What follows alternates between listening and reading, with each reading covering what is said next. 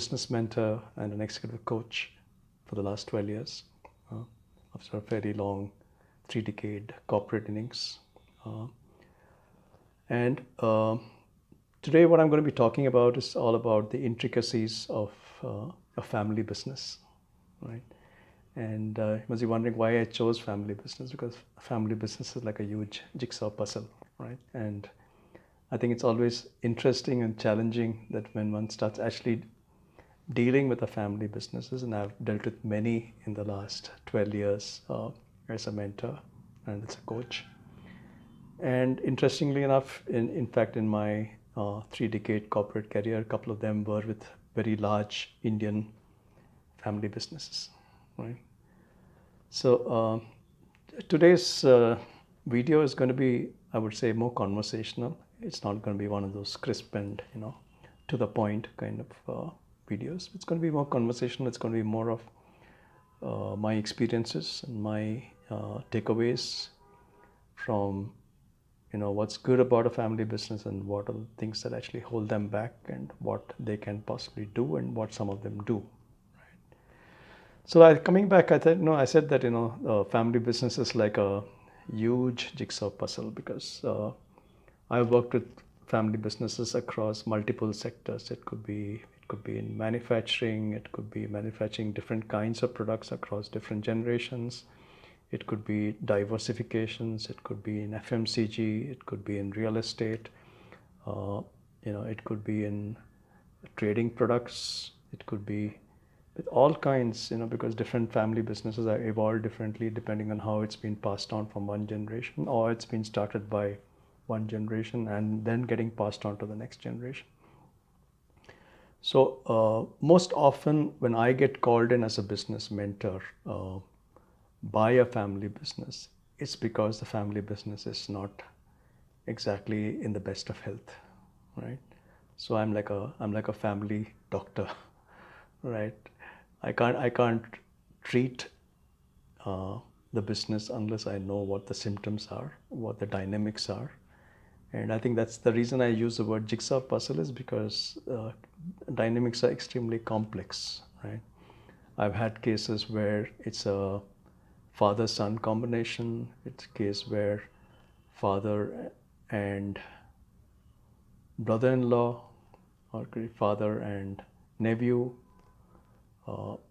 and each of these play out differently because their equations are dynamic, right? The person who founded the company is got his own coterie around him or her, trusted lieutenants who've been with the earlier generation for years, maybe decades. So they've got the year of the owner, right? And then there's the next generation which has come in and trying to not exactly follow that path, but create their own path. They want to get into the new business, want to get into the new product line, want to get into a new market. And a lot of pushes and pulls in terms of what one generation thinks is right and what the other generation thinks is right, right? And quite often you go in there as a match referee and you're sort of trying to figure out what was the original vision, what is the vision now, right? And I think the starting point is really the lack of alignment, right? Between what a founder visualizes for that organization and what the team around them is capable of delivering, right? And if these two things don't match, right, the vision remains only a vision, right? Somebody wants it to be a 100 company, somebody wants it to be a 500 crore company, somebody wants it to diversify. And a lot of the vision is only in the head. It's maybe in a piece of paper, it may be in a presentation, but it's not been broken down into the nuts and bolts of who's going to do what, how it's going to happen, who's going to be accountable, who's going to be taking ownership, what are the kind of timelines, what are the kind of planning, what are the kind of strategies, what are the kind of financial decisions. And this is where, I think when we start marrying the best of an entrepreneurship mindset of a family business with the best of a corporate structure, which brings in visioning, strategy, planning, actions, timelines, measures, goals, right? Uh, Product strategy, marketing strategy, channel strategy, organization structure, policies, processes. And when all those things come together, right, then we are able to actually figure out which of those family business visions or dreams are real and which of them need to be parked aside for some time, right? So there's a restlessness of wanting to do too many things, getting into too many things, and I think in that restlessness of trying to do too many things, very few things actually happen, right? So I think the role of the mentor or the coach, which been my experience, is to bring some method in the madness, bring some structure to that approach, right? Bring a clearly defined goals into the process, clearly defined business goals, right?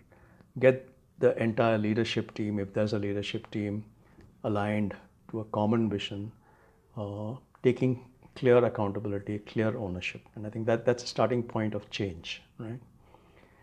The second area where most family businesses struggle is the lack of empowerment. Right? Decision making still largely tends to remain with one or two or three trusted people, right?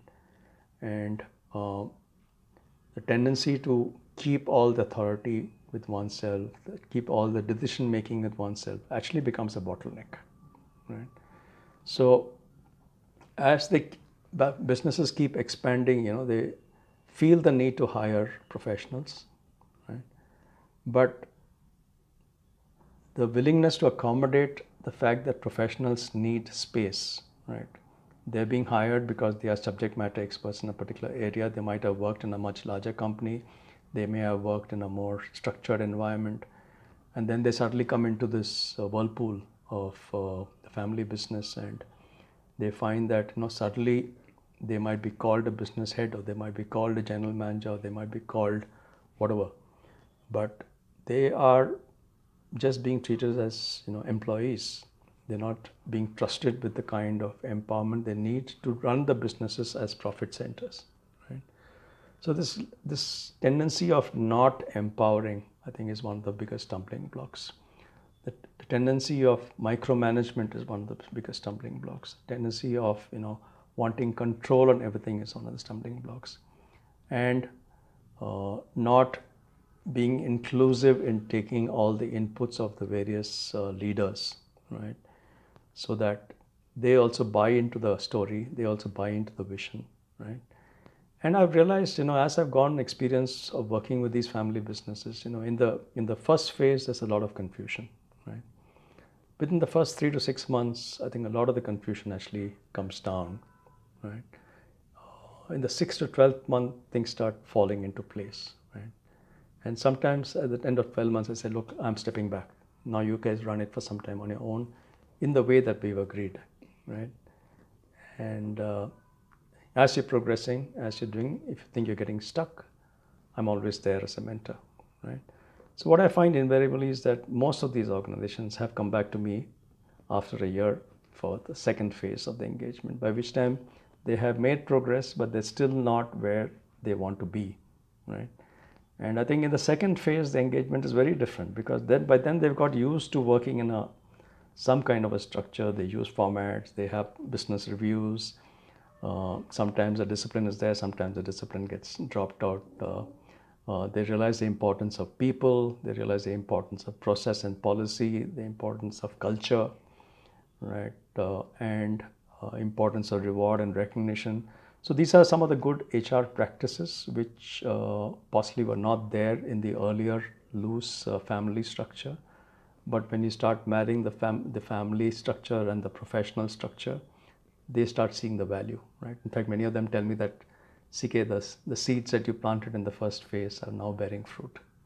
They may not have borne the full fruit, but they are beginning to see the tangible benefits of doing that, right? And in the second phase, I find that our discussion is at a very different level, right? Then we're talking not about, how to fix the problems, but we're looking at how to capture opportunities, right? how big is the market, where are your markets, right? What are your new ways of covering the market? Do you want to get into e-commerce? Do you want to get into modern trade? Do you want to get into exports? Do you want to look at how you can do your cost management better?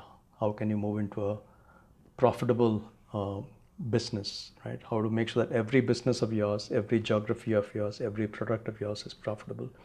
So I think it moves from a problem solving stage in the first phase to a growth oriented phase in the second phase, right?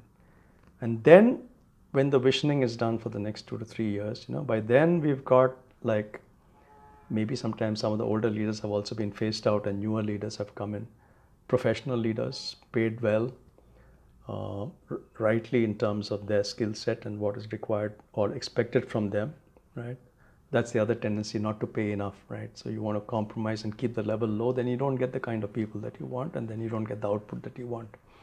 And then you blame the people. The problem is not the people. The problem is the decision making of what kind of people do I want, and am I willing to hire and pay them the kind of compensation and treat them as professionals, so that I hire them, I tell them what is expected, I give them the space, I give them the empowerment and leave them. And then I monitor them once a week or whatever it is through a structured environment. And I must tell you this, I think almost, I would say 80%, I would not claim 100% success rate, certainly not. 70 to 80% of all these clients acknowledge the value. They give wonderful client testimonials and feedbacks about how the structured approach, the structured reviews, the structured business plan, the structured goal, strategy, action documents, and the focus on HR has made a difference to where they are today compared to where they were, say, a year or two ago, and how much more confident they are now of, getting to their desired state, whether 20 crores to 100 crores, which looked like a dream 2 years back, now looks very much doable. And this is something that's happened in many cases, right? Some family businesses don't have the next generation interested in them, in the business, so they just want to possibly scale up and build valuation and sell out, right? Which is what a couple of my clients have done. There are other family businesses which want the business to be retained in the family. They want the control to be retained in the family. They don't want investors coming in and taking control. They want the next generation to get involved. So each family business has got its own consideration. There will always be differences of opinion between the family members. But I think there's a more mature way of handling those differences as compared to earlier, right? And the other leaders know that, look, they have a role to play. And they also know that, look, at the end of it, the decision making is still with the key family members, because it is a family business, right? You can't take that away, right? But I think it's a much more mature kind of a organization setup.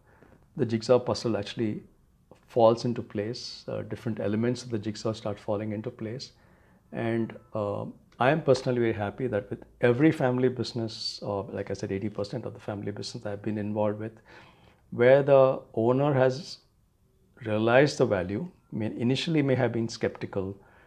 What is this mentor going to do? I have my own trusted advisors. What is an external mentor going to come and add value, right? Will he just come and give some gyan, do this, do that, and get on with it? Or will he actually handhold me in, implementing the change, right? And if once they start tasting the handholding, they start tasting the success, I think then things change a lot, right? I also realize as a mentor or a coach, I can't do everything myself, right? So I bring in the right stakeholders. If they need something on CRM, they need something on ERP, they need something on recruitment, they need something on, high training or leadership development, So I'm reasonably well networked, so I refer. These people could possibly be of help to you. You evaluate them. If you find them suitable, you please take them, right? I have no stake in whether you choose them or you choose somebody else. But they suddenly start seeing one as a, if CK is there or whoever is there, he is part of our journey, right? He's part of our journey, and because he's part of our journey, he will always do or say what is best for us. he's not going to be looking at it from his interest only, right? He's the first one to say, let's stop the engagement or let's reduce the frequency, because he thinks that's the only way the organization will develop. So I think family businesses which have tried to fight their own battles often struggle, right? Because the differences between the generations starts playing out in all kinds of forms, right? It's not just the immediate family. There's the extended family. There's the spouses who come into the picture. It's a mixture of emotions, mixture of financial commitments. Some people working very hard. Some people just accruing the benefits of being part of the family. And I think an external mentor or an advisor or a coach is able to change the mindset, not just temporarily, but change the mindset for good once and for all, right? After a couple of years of the mentor or advisor is not there, I think the organization is on autopilot. So the reason I said this is more like a conversation, it's more an experience share. It's not a crisp 4-minute video if that's what we're expecting. I'm sorry about that. But actually, I'm not sorry about that, because I'm sharing what I think needs to be done. I can talk for another 10 minutes on this topic or more. But I was just trying to capture the essence of the fact that, challenges that family businesses start off with, and then along the way, how they realize getting that whole combination of entrepreneurship and structure, corporate structure, and entrepreneurship, innovative mindset of risk taking, of wanting to do things. I think that works beautifully. So I just want to share this experience, and I think I'm more than happy, along with my colleagues and other experts that we have in our communities, to actually be there as a advisor and a guide and mentor and a coach. And it doesn't matter whether one is located in the base location where one is today. The virtual world has opened up a whole lot of opportunities, right? It's all about being there. Even being there virtually for that client is a source of strength. In fact, a lot of my clients tell me that, whenever we talk to you, we get strength. Where does the strength come from? Because they know that one is a genuine well-wisher, looking at their interest and trying to be there as a friend, mentor, and guide. And I think family businesses which are not able to scale up or be organized or handle the transition across generations in the best way, do feel free to reach out to me. I'm always available. And if I'm not the right person, I'll be the first one to say, look, I think maybe he or she could be the right person, or a combination of 2 or 3 people could actually be the right people for you, right? Thank you. I hope you found this video informative and more, like I said, more sharing. And do share it with other family group, entrepreneurs you think who might be going through their battles quietly and are looking for help but don't know where to reach out to help. And I think the kind of experience that we've had over the last 10, 12 years, or even previously in corporate, navigating this family business environment, right? I think it clearly comes in useful because you're able to look at the business holistically and in an unbiased manner, and guide and drive decisions which are the best interests of the business. Yeah. So thank you so much. This is again Cherian Kuruvila signing off. Thank you very much. Bye.